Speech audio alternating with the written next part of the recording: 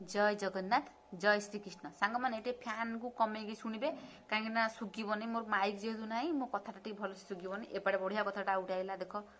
देख ब्रह्मण्याध्याय कर्माणि संगम त्यक्त्वा करोति जह लिप्यते न स पापेन पद्म पत्र मिवाम्भसा कायेन मनसा बुद्ध्या केवल इंद्रियैरपि योगिनः कर्म कुर्वन्ति संगम त्यक्त्वा मुक्त संगम त्यक्त्वात्म शुद्धये। देख आर अर्थ कौन जो मैंने सर्वकर्म ईश्वर अर्पण करती से माने पद्मपत्र जल परी कौन लिप्त हूँ ना। देख भगवान केते सुंदर भाव आम लिखिं भगवान निजे कहते मत सबुदिन अर्पण कर दियो मु तुमको पद्मपत्र देखिए पद्मपत्र पानी ठोई पकेब से रही सी कह तो पानी तू गड़ी जा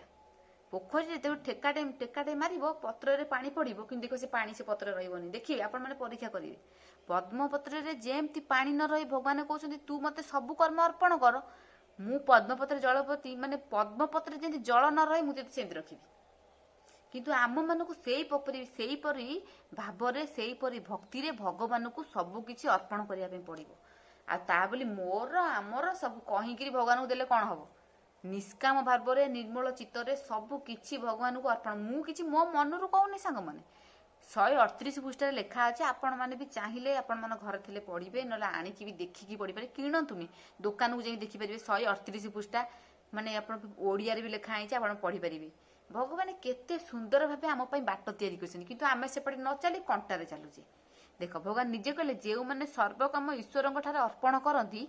से पद्मपत्र जल परी कौन लिप्त हूँ ना। कर्मयोगी माने फल आशा छाड़ी भजन कीर्तन श्रवण कर भक्तियुक्त हो मुक्ति लभंती। देख आम जब सब कर्म भगवान को देदेव आमर किसी चिंता न रखिए ताले आम तो भजन कीर्तन कर भगवान को पाई आ मुक्ति भी हो पार भगवान से कथा कहले।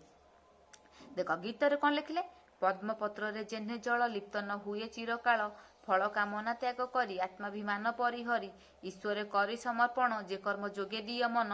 ए न लागे माया पापुतरे मुक्ति लभई अचिरे जोगिए चित्तशुद्धि पाई फल कामना छाड़ी देई श्रवण कीर्तन भजन तीर्थारी देव दर्शन पवित्र फल से न करी ध्यान धारणा चिते धरी